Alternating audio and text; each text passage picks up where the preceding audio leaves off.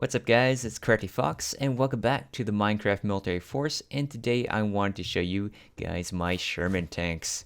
So these are in 2.5 to 1 scale, larger than the typical 1.5 to 1 scale, and I have seen that my 2.5 to 1 scale, the Abrams tank, and especially the Humvee, a lot of people like that, so I wanted to give my shot at the Sherman tank since this is an extremely small tank to build in 1.5 to 1 scale, so a larger scale would bring out more of its detail. It would be much cooler to look at, and I have 4 variants that I'm going to show you today, and these are used basically in World War II by the Allies, the United States, the United Kingdom, France, and the Soviet Union. Let's go take a look at the varieties, and then I'll go show you each individually. So first off over here, this is an M4A4. Then behind it, this is an M4A3E8, and it's also known as the Easy 8.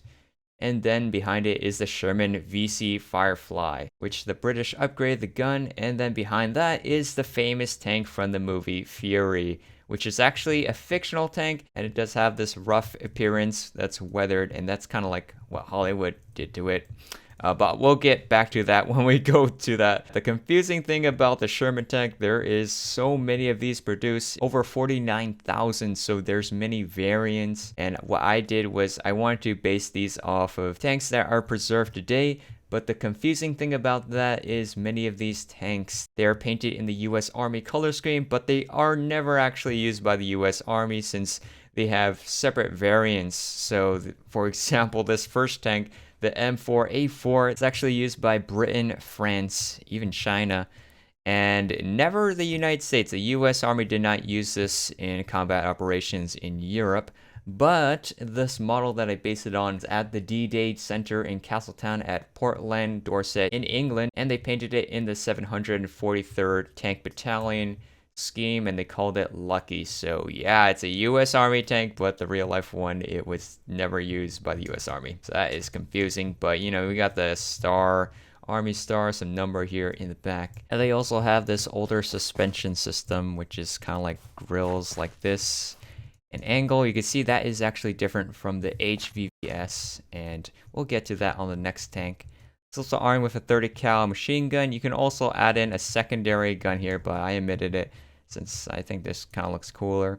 But you can also put in like a 50 cal in the back, which they did in the real one actually. And there also is another 30 cal here, the US Army Star. Here's what it looks like on the side. And this variant, it does have some like panels that are sticking out here, so I kind of represented it with the sign. And this part's supposed to be sticking out, but some buttons. And then we have some crate on top for a little bit of detail. And then on top there's like a hatch and a radio antenna. Is also armed with the 75mm gun, which is like the shorter one. So our next tank, this is actually the M4A3E8, but it's nicknamed the Easy 8, and it has this upgraded M176mm gun. So you see it sticks out past the hole compared to the original one, or I don't even know if you can consider that original, but you know, the original Shermans, they had a shorter gun basically. Got the US Army stars, and they also have like this vent here in the top and the back, and also this back system. It's all different, like a little vent under here compared to that one. See, it is a very subtle difference. And they also have some things sticking out over here, and then I actually armed it with a 50 cal right there, and got the 30 cal down there, and got this thing can hold the gun in place if you wanted to. You just swing that up. But yeah, it also has the HVSS. Now that actually stands for Horizontal Volute Spring System, and that's what they called it, but it's kind of too long, so they just called it by its code name E8, and that led to its nickname, the Easy 8, which is a newer system than the older one right there. Alright, so let's go take a look at the next tank. So this tank here, this is actually the Sherman Firefly. It's very famous for this upgraded gun. So it's using this British Ordnance QF 17 pounder. It's a 76.2mm 3-inch gun. And this is like really famous. Compared to the original like 75mm, it is way longer. And I think that might be what influenced, you know, the Americans to get this design. And with this upgraded 76mm gun, they're able to take out heavy German tanks like the Panther and the Tiger tanks. And also this tank does not have a machine gun here. Instead, it is a coaxial, so it goes with the turret right there. It's very subtle. And I based this on the Firefly in the Bovington Tank Museum in the UK, in Dorset. And they actually painted it to represent a tank of the Guards Armored Division around the time of Arnhem. And you can see they're using the older suspension here. Compare that with the HVSS. See, that is different. And yeah, let's go take a look on the side. In the back, they also have this really large radio box that's sticking out. That's like an iconic characteristic of the Firefly. They also have some antennas, and they have like a little bag here on the side for some detail.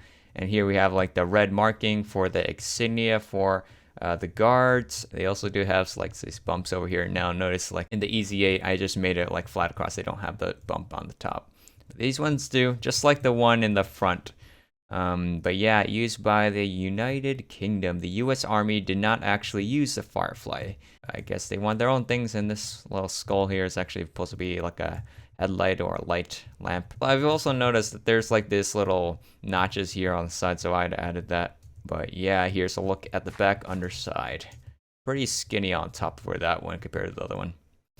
Alright, so let's look at the last tank here. So this is a tank used in Fury. This is supposed to be an M4A3E8, an Easy 8, and they have Fury written here on the barrel. Now, this guy is very, very weathered.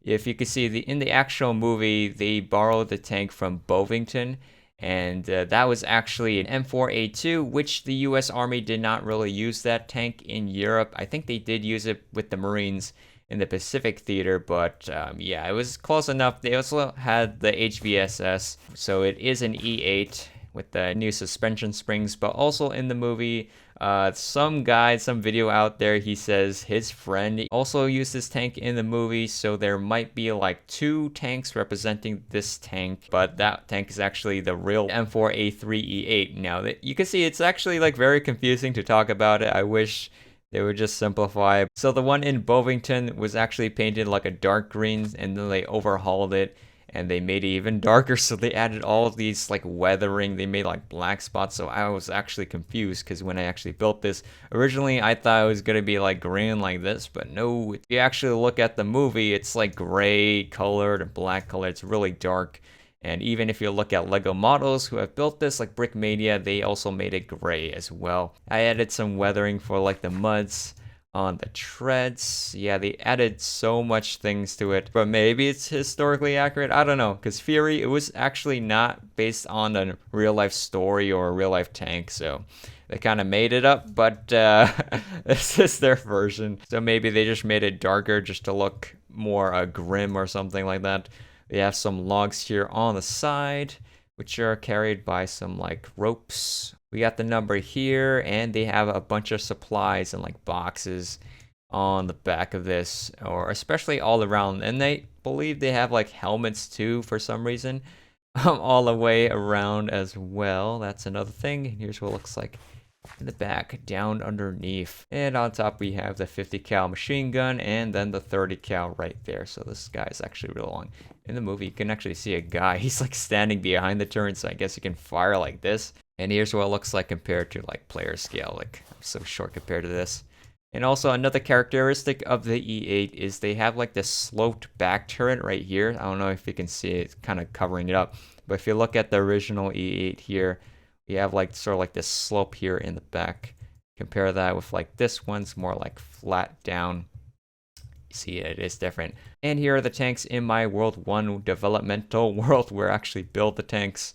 So here are them side by side, because you can see the differences. I did make like this front area a little bit different for the A3E8 variant and the Fury one. A bit different from like the British ones. And this tank here is what I originally painted Fury as. I was just focused on like adding all the gear and stuff on top. And then I was like watching it really closely. I'm like, hey, that's not exactly green. It's like black or something. So now it looks like this, which I don't know. It looks kind of weird. It kind of reminds me of like the Panzer, how they paint their tanks gray. But it is a Hollywood movie. It is a really dark green if it is, but you know, it turns out to be gray without like the weathering of the dust. And here you can compare them side by side, all the different changes. that we did. There's actually a lot more different Sherman variants. I only made 4 of them, but yeah, I definitely learned a lot making this tank, the Sherman tank. It definitely has a lot of history, and if you are a nerd and you're really into these historical facts, you probably know everything about this. But there's way too much to consume because there's so many of these, and many of these are not even American. They are painted American, so that makes it extra confusing. Many of these were sent to UK, France, and the USSR as part of the Lend-Lease Act to help, the Allies. But yeah, I hope you guys enjoy my video of the Sherman tank builds. It's different from my typical videos since I usually just make a tutorial, but I decided I'm not gonna make a tutorial on this because I know not everyone watches videos just for tutorials, so I want to experiment. What if I made a video just doing a showcase instead? But if you do want to build this, just pause the video and just give me credit as usual. Let me know down in the comment section what you guys think of this style of video where I just make a showcase instead of actual tutorial. And yeah, if you guys enjoy the video, make sure you hit that like button down below. Subscribe if you haven't already. Check out our Discord, and I'll see you guys in the next one. Bye.